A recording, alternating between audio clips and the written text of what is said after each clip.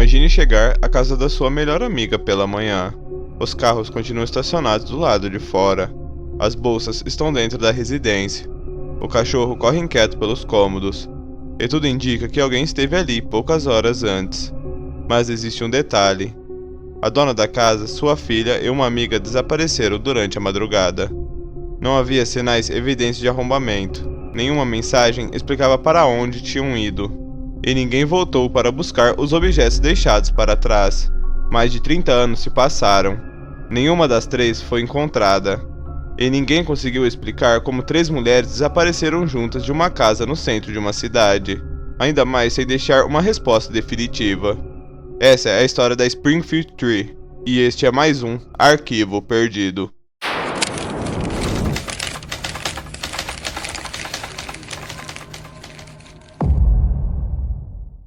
Na noite 6 de junho de 1992, Springfield, no estado de Missouri, estava tomada pelas comemorações de formatura. Para os estudantes da Kickapoo High School, aquele sábado representava o fim de uma etapa e o início de uma nova vida. Entre os jovens que celebravam estavam Suzanne Streeter, conhecida pelos amigos como Suzy, e Stacy McCall. As duas haviam concluído o ensino médio e passaram parte da noite visitando festas organizadas por colegas. Nada indicava que aquela seria a última vez em que seriam vistas por pessoas próximas. Suzy tinha 19 anos e morava com a mãe, Cheryl Levitt, em uma residência na East Delmar Street. Cheryl tinha 47 anos e trabalhava como cosmetologista. A relação entre as duas era descrita como próxima, embora, como em qualquer família, existissem as diferenças normais entre uma mãe e uma filha, que começavam a construir a própria independência. Stacy, de 18 anos, era amiga de Suzy e também participava das comemorações daquela noite. Para as duas, tudo deveria terminar apenas com algumas horas de descanso, antes dos planos marcados para o dia seguinte. Depois da formatura, Suzy e Stacy passaram por diferentes encontros com colegas. Em determinado momento, consideraram dormir na casa da amiga Janelle Kirby, onde outros jovens também permaneceriam após as festas. No entanto, havia muitas pessoas no local e pouco espaço disponível. Por isso, as duas decidiram voltar para a casa de Suzy, onde poderiam dormir com mais tranquilidade. O trajeto não era longo, e não havia motivo para acreditar que alguma coisa pudesse acontecer durante o caminho. Segundo a cronologia divulgada oficialmente, Suzy e Stacy chegaram à residência de Cheryl durante a madrugada. A polícia considera que as 3 desapareceram em algum momento entre aproximadamente 2h15 e 7h30 da manhã.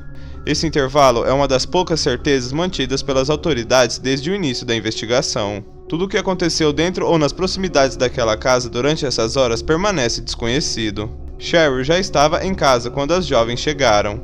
Não existem registros confirmados de discussões, pedidos de socorro ou movimentações que tenham chamado a atenção dos vizinhos. Também não houve uma ligação conhecida à polícia naquela madrugada.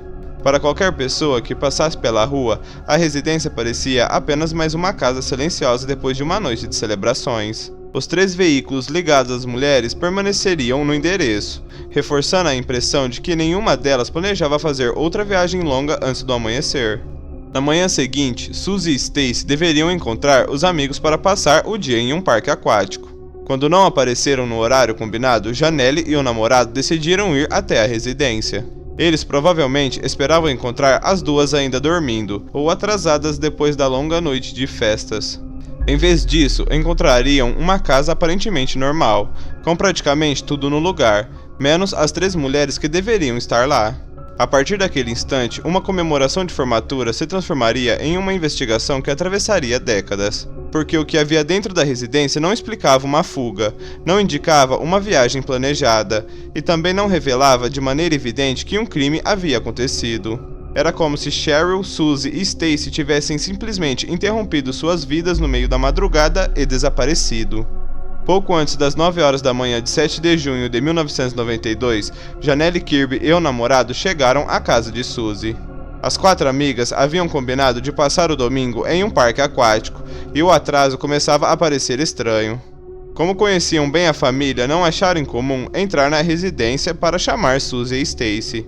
Assim que chegaram, perceberam que os 3 carros continuavam estacionados na garagem. Isso significava que, pelo menos em teoria, Cheryl, Suzy e Stacy ainda deveriam estar em casa. Nada do lado de fora indicava qualquer problema. A rua permanecia tranquila, as janelas estavam fechadas, e o bairro seguia exatamente como em qualquer outra manhã de domingo. Quando entraram na residência, encontraram uma cena difícil de explicar. O cachorro da família, um pequeno Yorkshire Terrier chamado Cinnamon, caminhava normalmente pelos cômodos. O animal parecia saudável, mas demonstrava certa inquietação por estar sozinho. Era como se estivesse esperando alguém voltar. À primeira vista, a casa parecia organizada. Não havia móveis revirados. Não existia sinais claros de luta. Também não havia manchas de sangue ou qualquer evidência de violência. Tudo transmitia a impressão de que as moradoras haviam saído rapidamente e pretendiam retomar pouco tempo depois. As bolsas de Cheryl, Suzy e Stacy continuavam dentro da residência. As chaves dos carros também estavam ali. Dinheiro, documentos e outros objetos pessoais permaneciam exatamente onde deveriam estar. Para os investigadores, esse detalhe se tornaria um dos maiores mistérios do caso. Era exatamente improvável que as 3 mulheres saíssem voluntariamente levando absolutamente nada. Outro ponto chamou a atenção. As camas mostravam sinais de uso, indicando que muito provavelmente Suzy e Stacy realmente haviam chegado em casa durante a madrugada antes de desaparecer. Isso reforçava a linha do tempo construída pela polícia e reduzia ainda mais o intervalo em que o desaparecimento poderia ter acontecido. Na varanda da frente, Janelle percebeu que o globo de vidro da luminária estava quebrado. Sem imaginar que a casa pudesse ser uma cena de crime, ela e o namorado recolheram os cacos para evitar que alguém se machucasse. Hoje sabemos que essa decisão, tomada com boa intenção, pode ter eliminado vestígios importantes para a investigação. Até hoje, porém, nunca foi comprovado que a lâmpada tenha sido quebrada durante o desaparecimento. Esse detalhe permanece sem explicação oficial. Enquanto procuravam pelas 3 mulheres, outra situação acabaria comprometendo ainda mais o caso. Antes que a polícia fosse acionada, familiares, amigos e vizinhos começaram a chegar à residência. Algumas pessoas caminharam pelos cômodos, outras atenderam o telefone. Objetos foram tocados e movidos. Sem saber, todos estavam alterando uma cena que em poucas horas depois se tornaria uma das mais importantes investigações da história de Springfield. Quando os policiais finalmente chegaram ao local, encontraram uma casa praticamente sem sinais de violência, mas completamente sem as 3 moradoras. Não existia qualquer indício claro de onde elas haviam ido. Também não havia uma explicação plausível para o desaparecimento simultâneo de 3 pessoas adultas em uma única madrugada. Foi então que outro detalhe chamou a atenção dos investigadores. A secretária eletrônica da residência havia recebido uma mensagem durante a noite, ou nas primeiras horas da manhã. Segundo pessoas que estiveram na casa antes da chegada da polícia, a gravação parecia estranha, e chamou a atenção de quem a ouviu. No entanto, antes que os investigadores pudessem analisá-la, a mensagem foi apagada acidentalmente. Ninguém jamais soube o que dizia aquela gravação. E até hoje ela é considerada uma das maiores oportunidades perdidas de toda essa investigação. Naquele momento, a polícia já compreendia que não estava diante de um simples atraso, ou de uma saída inesperada. 3 mulheres haviam desaparecido sem deixar uma explicação convincente, e a única testemunha que permaneceu dentro daquela casa era um pequeno cachorro, que nunca poderia contar o que aconteceu naquela madrugada. Assim que a polícia de Springfield confirmou que Cheryl Leavitt, Suzy Streeter e Stacy McCall haviam desaparecido, a residência na East Delmar Street foi isolada. O que a princípio parecia um possível desaparecimento voluntário, rapidamente passou a ser tratada como uma investigação de grande escala. 3 mulheres haviam sumido da mesma casa durante a mesma madrugada. Nenhuma delas havia levado dinheiro, documentos ou qualquer objeto que sugerisse uma viagem planejada. Os investigadores iniciaram uma perícia completa na residência. Cada cômodo foi fotografado, impressões digitais foram coletadas, objetos pessoais foram analisados. Apesar disso, a cena oferecia poucas respostas. Não havia sinais evidentes de arrombamento. Portas e janelas não apresentavam danos que indicassem uma invasão forçada. Também não existia manchas de sangue ou marcas de violência capazes de explicar um confronto dentro de casa. Para os detetives, isso levantava 2 possibilidades. Ou as 3 mulheres haviam saído voluntariamente, ou abriram a porta para alguém em quem confiavam. Enquanto equipes examinavam a residência, dezenas de policiais iniciaram buscas pelas redondezas. Ruas próximas foram percorridas, terrenos baldios foram vistoriados. Hospitais, delegacias e hotéis receberam comunicados com as características das desaparecidas. Nenhum registro indicava que qualquer uma delas tivesse sido vista depois daquela madrugada. Nos dias seguintes, centenas de denúncias começaram a chegar. Algumas pessoas afirmavam ter visto uma das mulheres em postos de gasolina. Outras diziam ter observado veículos suspeitos circulando pela região durante a noite. Como acontece em praticamente todos os grandes desaparecimentos, a maioria dessas informações acabou sendo descartada após verificação. Nenhuma delas levou os investigadores até as 3 mulheres. Com o passar das semanas, a polícia ampliou a investigação.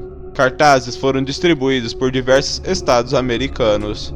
Entrevistas foram realizadas com amigos, familiares e pessoas que estiveram com Suzy e Stacy durante as festas de formatura.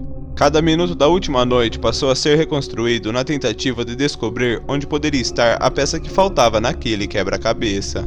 Um dos primeiros pontos analisados foi justamente o trajeto feito pelas 2 amigas após deixarem a última festa. Diversas testemunhas confirmaram que elas realmente decidiram mudar os planos e seguir para a casa de Suzy, porque a residência onde pretendiam dormir estava cheia de convidados.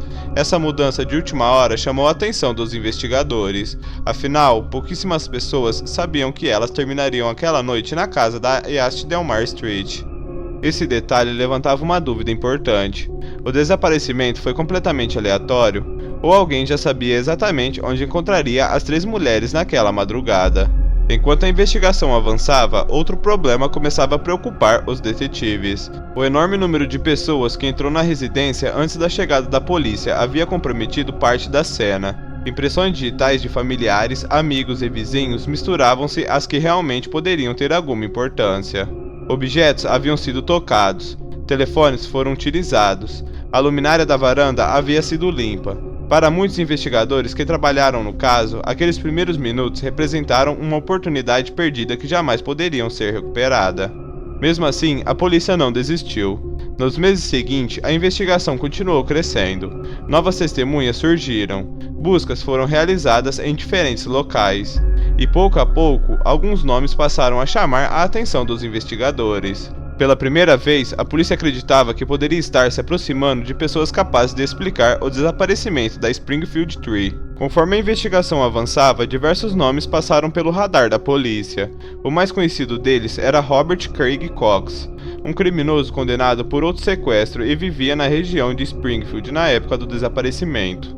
Anos depois, ele afirmou acreditar que as 3 mulheres estavam mortas, mas se recusou a explicar como sabia disso. Apesar da repercussão, nenhuma prova ligou Cox ao caso, e ele nunca foi acusado pelo desaparecimento da Springfield Tree. Outras pistas também surgiram ao longo dos anos. Uma ligação misteriosa durante o programa American Most Wanted, denúncias anônimas e até hipóteses sobre possíveis locais onde os corpos poderiam estar foram investigadas. Entretanto, nenhuma delas produziu evidências concretas. Todas terminaram da mesma forma, sem respostas. Mais de 3 décadas depois, a polícia continua acreditando que alguém sabe o que aconteceu naquela madrugada. Mas enquanto essas pessoas permanecem em silêncio, o desaparecimento da Springfield Tree continuará sendo um dos maiores mistérios da história criminal dos Estados Unidos. Mais de 30 anos depois, Cheryl Leavitt, Suzy Streeter e Stacy McCall continuam desaparecidas. Milhares de denúncias foram investigadas. Centenas de pessoas foram entrevistadas. Novas tecnologias foram utilizadas na tentativa de encontrar alguma pista. Ainda assim, nenhuma resposta definitiva apareceu. Hoje, os investigadores sabem apenas que as 3 desapareceram da casa durante a madrugada de 7 de junho de 1992. O que aconteceu depois disso permanece um mistério. As teorias são muitas, mas nenhuma foi comprovada pelas autoridades. Talvez seja justamente isso que torna esse caso tão perturbador.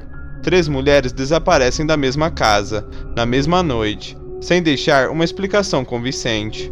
Nenhum corpo foi encontrado, nenhum responsável foi identificado, e o silêncio daquela madrugada continua ecoando mais de 3 décadas depois.